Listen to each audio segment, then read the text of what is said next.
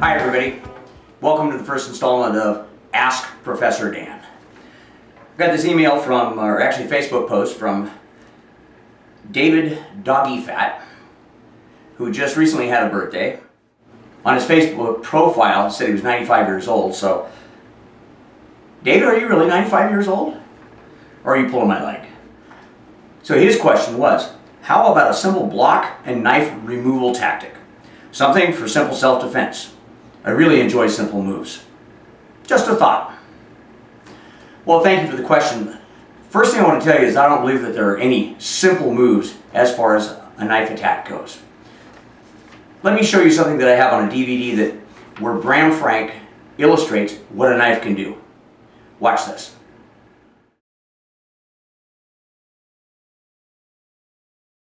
What I want to do is talk about cutting. Now, in some of these drills I'm doing, I've been casually talking about you take the knife across and cut. And that's what I've been doing. We engage the blade and we cut. Now, this is the training knife, and you guys are seeing me do this, and I know a lot of you are going, what's the big deal? What's happening? Well, inside here is a hunk of meat. Now, blue jeans are really strong material. They'll protect you in a lot of stuff. What I'm going to do is, the drill was to pass and cut. So I'm going to pass it and I'm going to cut. And let's take a look at this. That was just a simple pass and cut, no energy. That's right through, that's about the thickness of my leg. If I put my arm there, that's thicker than my arm. And all I did was I came up here and, oh, I cut. Or I just cut. So if I'm casually cutting, it's taking big hunks out of there. You're not going to survive those kind of cuts. All this story about you're going to take one cut or I'll take a cut to give a punch, it's not going to happen. Well, that was pretty graphic. I'm glad that my leg was not in that pant leg there and getting cut up. Anyway, you see what I mean? A knife is way too dangerous to play with. Now, seeing that you're 95 years old, do you remember watching Wild Kingdom? And the guy, the host, would be out fishing and he'd be landing this big fish. And you remember as he's pulling it out of the water, how much struggling that fish would be doing? Alright, that's an attacker with a knife. The moment you latch onto him, he's not going to stand still. He's going to be trying to free that knife hand. He's going to be winging around. Not a good scenario. Now, there is actually one scenario, but unfortunately it works in the movies.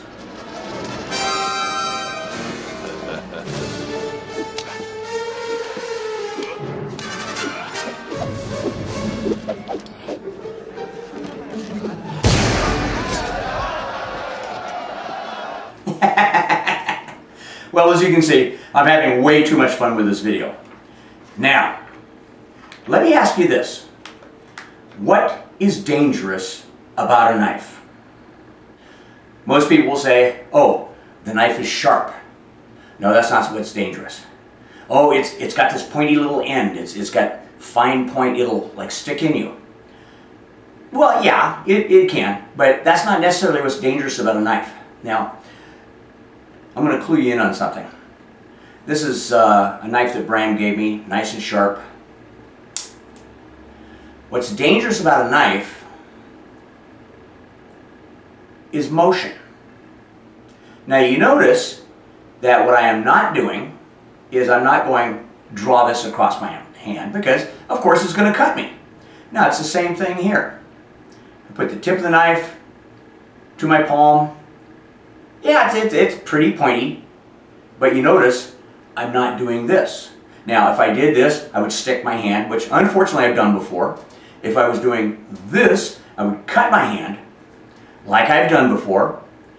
But the thing that's dangerous about a knife is motion. A motionless knife doesn't do anything. Now, what's the person trying to do when they're assaulting you with a knife? They're trying to stick you. They're trying to cut you. Okay? That involves motion. Very, very hard to catch, very, very hard to disarm. So, when confronted by a knife, first thing is run. That's right, run. Run, Forrest, run. Run like the Flash. Run like Jackie Joyner Kersey. Run, run, run. Professor Remy Presses was asked one time by one of the students at a seminar, Grandmaster, what would you do against a knife? And he goes, I would run. He was taken aback. No, really, what would you do? I told you, I would run. A knife is very dangerous. You will get cut. Yes, a knife is very dangerous. You will get cut. If you get cut on a vein or an artery, you could possibly bleed out. Worst case scenario is, in my opinion, getting attacked by a knife. Now, if I'm cornered, if my wife and kids are behind me, here is something that I would do if caught in that situation. And this would be, I suppose, the best case scenario in what is truly a worst case scenario. All right, now we're on to the technique portion. Now, as I said earlier, this is the best case scenario in an utterly worst case scenario. What we're going to do is we're just going to go ahead and take a knife thrust to the stomach. Now, the first thing on a knife thrust to the stomach is, please have your partner thrust to the stomach. When he comes in, you want him to come in and you don't want him to felt mark you like this, but what you want him to do is you want him to follow through so that if you don't do your maneuver, he's actually going to jab you hard with the knife. Now, this is a trainer. It's not going to hurt anybody, but you want to make it a bit real. Now, the first thing is, if you can, you get out of the path of the knife. It comes in, I step sideways and turn. Very simple. Sideways and turn like this. Now, I keep my arm in the same position so that what happens is when I step sideways, I end up hiding behind my arm. This will create an actual deflection motion. I'm here, and I move, this arm is out here. At the same time, my hand comes up to my chest. I tell my students, I pledge allegiance to the flag. When you step, you pledge allegiance. Now, this arm is out here. I'm going to turn sideways on this. The next action is, this hand is going to drop down. Now, since you're already touching his arm, you know where it is. This hand's going to drop down, and it's going to grab. At the same time, this will flip up, and it will fold over your arm. Now, watch. Kyle thrusts at me and step. I've got this here. This hand drops down. My fingertips go into the pad of his thumb. And at the same time, I loop over. Now remember when I said earlier, what is the most dangerous thing about a knife? It's motion. At this point, I do what I call a lockdown. I have this tight to my body. I've got it so his wrist can't flip around and cut me. I'm right here. If he starts to move, okay, fine. I do the dance. I move around with him. What I don't allow is I don't allow this to come out because bang, bang. He can start cutting, he can start hacking and so forth. This is in right here. Now, what I'm not going to show, because this is intended to be a very short video, is while we're doing the dance, if I get any chances, I'm going to hit. I'll bite him, I'll do whatever I can to soften him up.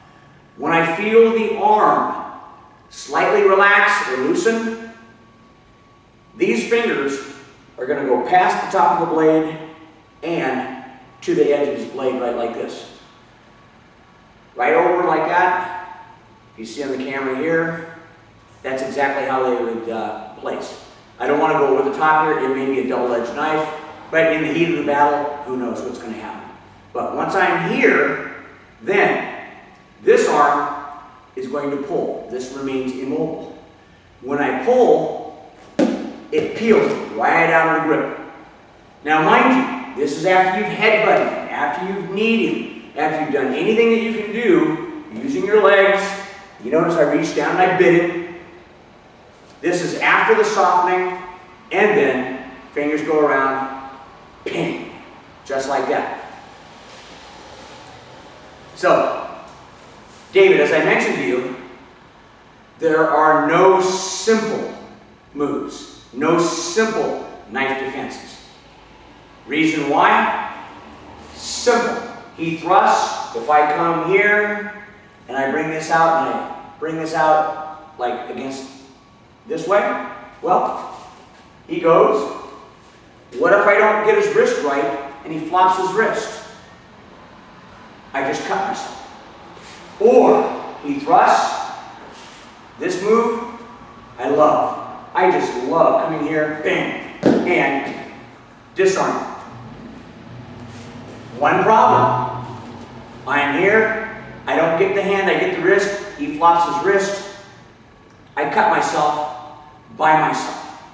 So, there are no simple moves.